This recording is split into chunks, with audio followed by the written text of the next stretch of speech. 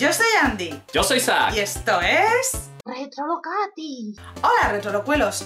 Este vídeo de hoy no va a ser un gameplay, es un vídeo especial un poco diferente porque alguien del otro lado del Atlántico nos ha hecho una pregunta. Sí, el canal Ego Presents desde México. Madre mía. Fíjate, está qué lejos, ¿verdad? Muy lejos. Pues nos manda un tag y nos pregunta esto. Hola a todos, espero que estén excelentemente bien. El siguiente es un video de colaboración con la gente de Retrolocatis. De hecho, son personas que yo he seguido desde hace pues ya bastantes meses y me gusta mucho su contenido. Lamentablemente ellos están del otro lado del mundo, del otro lado del charco. Yo me encuentro en la Ciudad de México. Entonces dije, bueno, ¿cómo puedo hacer para que hagamos un poquito de interacción y también que la gente los conozca? Entonces me ocurrió hacer una pregunta tag para ellos. Y la pregunta tag es la siguiente: ¿cuál es el juego que a ustedes les daría miedo jugar de nuevo?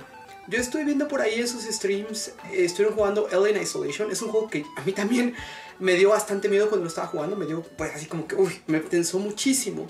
Sin embargo, no estoy seguro si la siguiente vez que lo jugara sentiría el mismo terror. O ya como que ya sabría un poquito mejor el tema de cómo evadir al Xenomorph, ¿no? Sin embargo, no sería como, ah, sí, cualquier cosa, lo juego ya, ¿no? Entonces, precisamente también por lo mismo, pues quisiera saber su opinión de ellos. ¿Cuál es el juego que les causaría, pues, bastante temor jugar de nuevo?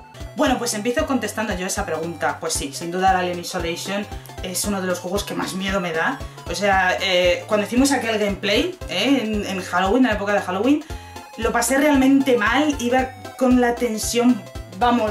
Yo me lo pasé bien, a mí me gusta. Yo sufrí muchísimo, yo lo pasé muy mal porque esperaba que el alien apareciera en cualquier momento. Salió bien, pero mal porque mueres, pero bien sí. Porque no sé, yo creo que fue muy bien. Fue un gameplay muy épico y a ver, en el fondo fue muy divertido porque además fueron las cosas bastante rodadas y bastante bien. Bueno, yo ya he comentado en otras ocasiones por aquí que los juegos de miedo no me dan miedo. O sea, a mí me gustan y me gusta bastante el género de terror, tanto en películas como en videojuegos. Mira, te gusta sufrir, entonces, miedo no paso, tío. Yo paso miedo con otras cosas, pero con los juegos no. Pero bueno, me decía Andy, bueno, pues enseña los que te mantienen tenso. Eso. Bien, bueno, pues mira, Eternal Darkness es uno de mis juegos favoritos en GameCube. Me lo he terminado 1000 veces con todos los finales y me encanta, pero sí es uno de los juegos que más tenso me mantienen.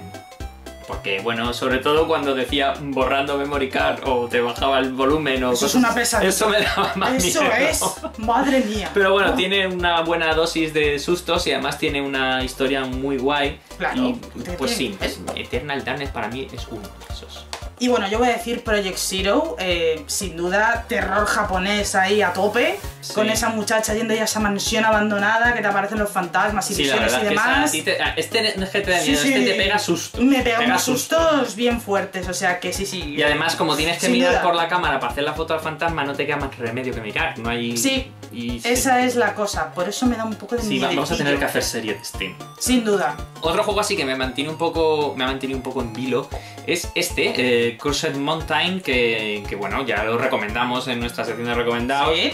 Y no es un juego de miedo propiamente dicho, pero bueno, es un juego intrigante. Es intrigante. Inquietante. Salen fantasmas y tal, está basado en las leyendas que hay por el Himalaya y a mí eso pues me mola. Y sí es verdad que lo que realmente da miedo del juego, por así decir, era la soledad que había en esas fases. Hombre, aunque había fantasmas y tal, claro, el ambiente estaba muy currado y sí que te mantenía un poco ahí con el esfínter apretado.